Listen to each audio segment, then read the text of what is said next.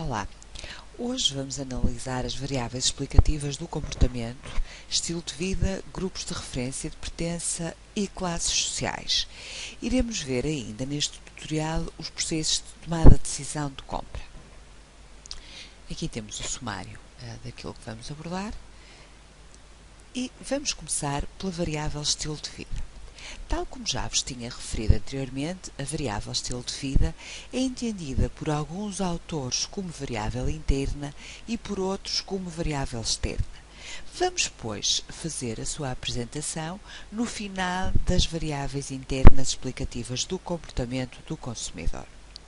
Então, o que é o estilo de vida? Segundo Florence, e esta é uma definição histórica, mas que continua absolutamente atualizada, o estilo de vida resulta da interação entre valores individuais e traços de personalidade, atividades, interesses e atitudes e, finalmente, comportamentos do consumidor. É uma variável que tem hoje um impacto determinante para analisarmos todos os processos de segmentação. É provavelmente uma das variáveis mais interessantes para segmentar consumidores. Há um conjunto de aspectos que são naturalmente determinantes do estilo de vida e que aparecem neste gráfico na primeira coluna. A demografia, a subcultura, as classes sociais, portanto, variáveis de cariz externo, depois a motivação, a personalidade, as emoções e os valores, mas também, e que com cada vez mais importância, o ciclo de vida da família, a cultura, já abordada no primeiro semestre, e as experiências passadas. O estilo de vida tem a ver com aquilo que o consumidor faz com dois recursos determinantes, tempo e dinheiro. E, portanto, reflete-se nas atividades, nos interesses, nas preferências, mas também, naturalmente, nas atitudes, no consumo, nas expectativas do consumidor e nos seus sentimentos. Como é que é visualizado?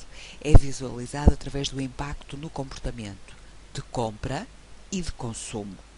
E, portanto, a estes níveis iremos perceber quem compra ou quem consome, onde, quando, o quê e com quem. Ao analisarmos o estilo de vida, estamos a falar de dimensões com este nível de complexidade e, portanto, altamente abrangentes, altamente organizadas. Para a avaliação do estilo de vida, utilizamos habitualmente duas metodologias diferentes. Uma designada de AIO, Atividades, Interesses e Opiniões, e que é muito prática, uma vez que podemos ser nós a construir a própria estruturação da avaliação do estilo de vida, e depois um survey americano, que é o VALS, sobre o qual falarei de seguida um bocadinho. Começando pelo AIO, estamos a dizer que o estilo de vida se baseia nas atividades, interesses e opiniões do consumidor. Assim, de acordo com o objeto de estudo, iremos avaliar estas três dimensões. Vou dar-vos um exemplo. Numa investigação que tinha como objetivo analisar a utilização de produtos recicláveis, utilizaram-se, entre outras, estas três dimensões de análise. Habitualmente prefiro produtos reciclados, apoio as limitações ao nível da poluição, mesmo que isso implique fechar algumas fábricas, e preocupo-me muito com o impacto que a poluição tem na qualidade de vida da minha família. E, portanto, o que está aqui em causa é um conjunto de aspectos que têm a ver com as atividades, interesses e opiniões do consumidor e que nos dão uma perspectiva relativa ao seu estilo de vida. O VALS é, como vos disse, um survey americano, um survey de grande dimensão, que evoluiu. O primeiro VALS tinha um conjunto de aspectos e hoje temos uma evolução do documento em que foram, por via dos resultados que foram sendo obtidos ao longo dos anos, acrescentados alguns tópicos de análise e retirados outros. E, portanto, o VALS segmenta os consumidores em torno de 8 categorias, de acordo com 3 dimensões diferentes. Os consumidores orientados pelos princípios, orientados pelo estatuto e orientados pela ação. O VALS vai ser avaliado através de uma matriz em que temos para cada um dos eixos de análise um conjunto de aspectos e podemos dividir esta matriz a meio, onde na parte superior temos os consumidores com elevado poder aquisitivo e, na parte inferior, os consumidores com baixo poder aquisitivo. O empreendedor e o lutador estão basicamente fora destes eixos, por se considerar que o empreendedor tem uma mescla de princípios, estatuto e ação, e é um indivíduo com alto poder aquisitivo. O lutador é um indivíduo com baixo poder aquisitivo e, portanto, que está no limiar da sobrevivência. Depois, para cada um dos eixos, teremos o eixo com a dimensão dominante e os indivíduos com elevado poder aquisitivo e baixo poder aquisitivo. Outra forma de segmentar prende-se com o perfil das gerações. Há os estudos de maior dimensão e que o Kotler e Keller apresentam são para o perfil das gerações norte-americanas, como é evidente, são as gerações que têm sido mais estudadas, mais trabalhadas. E, portanto, uma geração é compreendida por um conjunto de indivíduos que nasceram num período de tempo e que, portanto, viveram em conjunto atividades. Hoje estamos com uma geração millennium e já uma geração neto, os mais novinhos. Os que nasceram entre 95 e 2002 são a geração milênio, de que tanto se fala. São a geração que hoje está a integrar o mercado de trabalho, que estão no ensino superior. Uma geração que se distingue completamente da geração anterior. E, portanto, temos a geração GI, a geração silenciosa, os mais velhos. Os baby boomers, que foram os que nasceram entre 46 e 64, que foram grandes consumistas, muito focados no hedonismo. A geração X, que são cínicos, estão familiarizados com os mídias, são mais alienados e individualistas. Os Y, 77, 94, impacientes, focados no estilo urbano e mais idealistas do que a geração X. A geração Milênio, 95, 2002, são multiculturais, têm conhecimento em tecnologia, são instruídos e cresceram, portanto, numa sociedade com elevado poder aquisitivo, mas hoje adaptam uma sociedade com mais baixo poder aquisitivo. Passaremos agora a analisar as variáveis externas explicativas do comportamento do consumidor, externas, pois todos os autores os colocam neste patamar. E dentro destas temos um grupo muito abrangente de variáveis, como vimos anteriormente, a cultura, sobre a qual não nos iremos debruçar, uma vez que abordaram no primeiro semestre, as classes sociais, as variáveis demográficas, por aí fora. Temos 3 níveis de explicação do comportamento do sujeito. O nível sociocultural, o nível interpessoal e o nível individual.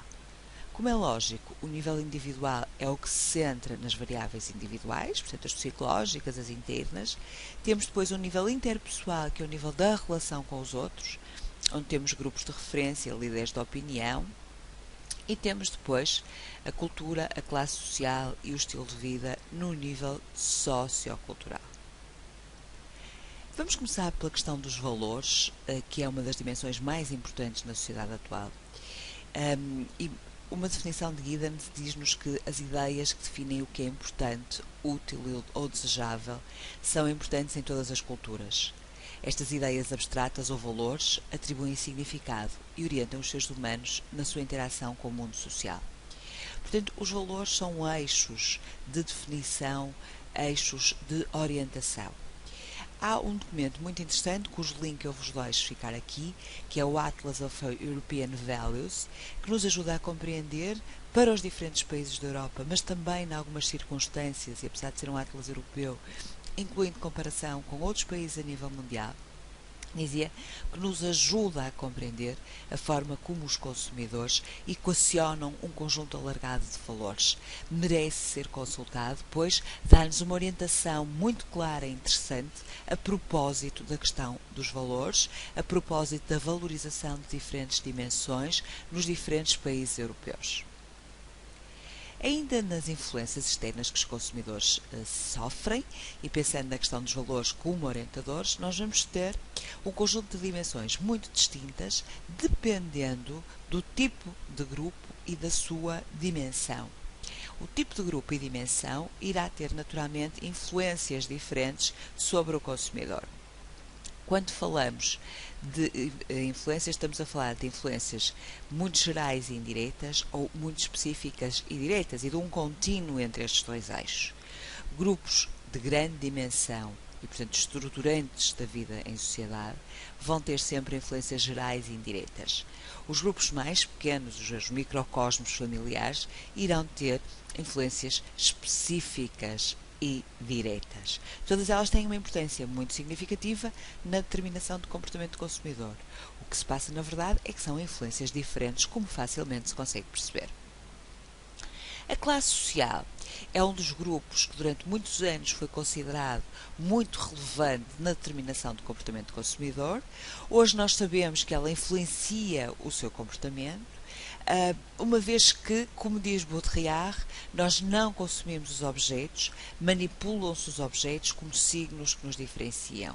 O que é que isto quer dizer? O consumo é simbólico, o consumo é aspiracional e, em muitas circunstâncias, os grupos sociais nos quais estamos integrados ou nos quais gostaríamos de estar integrados modelam esse consumo e esse simbolismo associado. As classes sociais têm a ver com uma hierarquia e têm a ver com uma hierarquia que é tipicamente associada à estima e a prestígio.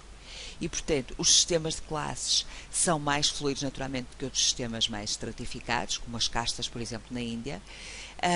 E no domínio das classes sociais nós não temos restrições, não existem restrições à relação entre as pessoas, contrariamente a outras dimensões, como as dimensões de casta. A Mark-Teste e a Consulmark articulam várias dimensões para falar sobre classes sociais. Eu vou apresentar-vos de seguida o modelo que utilizamos para fazer a determinação das classes sociais. É um modelo de base sociológica, mas que tem algumas implicações em termos de informação.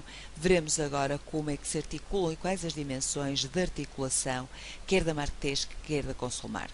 Mark-Teste fala-nos da divisão da população portuguesa com base nas classes sociais, tendo em consideração os dados que aqui vos apresento. Portanto, uma classe A, classe alta, com 5% dos indivíduos da população portuguesa, a classe B com 11,9%, a C1 24,9%, C2, que já é a classe média-baixa, com 31%, e a classe baixa com 26%.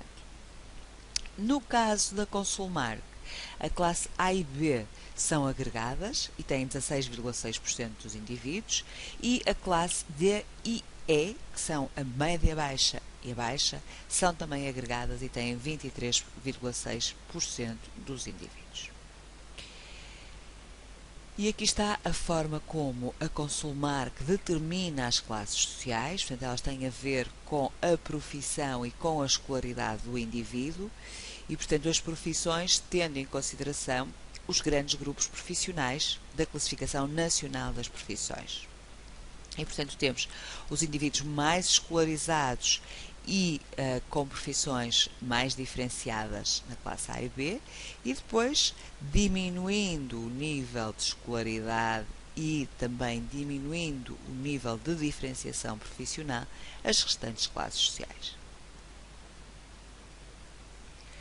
Obviamente também que, para além da classe social, o comportamento dos indivíduos é influenciado pelos grupos, quer sejam os grupos de pertença, quer sejam os grupos de referência. E, a este nível, temos as figuras importantíssimas que são os líderes de opinião, que dirigem a opinião dos grupos, que fixam normas que orientam os grupos no seu comportamento. Os líderes de opinião, naturalmente, que terão um papel diferente, tendo em consideração as situações, as características do produto, mas também, naturalmente, as características dos próprios consumidores. Há indivíduos que são muito mais permeáveis às influências externas do que outros. É evidente que, na sequência de todo este processo, vamos chegar à componente final dos processos de comportamento do consumidor, que se prendem com o processo de tomada de decisão. E a este nível temos que perceber que os consumidores tomam decisões de forma muito diferente de acordo com as situações. Primeiro, há o processo de tomada de decisão de compra, que é um processo e não um ato, e é um processo composto por um conjunto de fases. Alguns autores, e este modelo é concretamente do Dubois, apresentam 4 fases. A fase de despertar, que leva à ideia de compra e que se refere ao momento em que o consumidor sente necessidade de adquirir um bem, um produto ou um serviço. A fase de recolha e tratamento de informação. da formulação e tomada de decisão e a fase de avaliação de consequências. Este é, pois, aliás vimos isto logo na primeira aula, um processo cíclico que determina a forma como se tomam decisões em situações posteriores. E aqui temos o modelo global explicador do processo de tomada de decisão e também do processo de compra, simplesmente.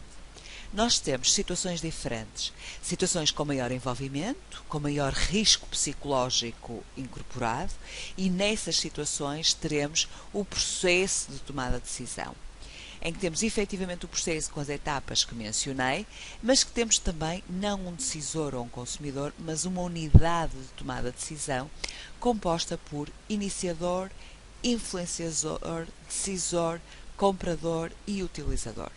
Quando se trata de situações particulares, situações específicas de consumo ou de compra simplesmente, temos um ato e um consumidor, um ato de compra e um indivíduo que determina esse ato de compra. É evidente que do ponto de vista explicativo teremos um universo e um produto que se destaca do universo e que tem a ver com os valores, com as normas, com as intenções do sujeito, mas temos também um indivíduo que se destaca de um agregado e que é influenciado pelas atitudes, pelos grupos e pelos estratos, pelas classes e culturas como determinantes do processo de tomada de decisão.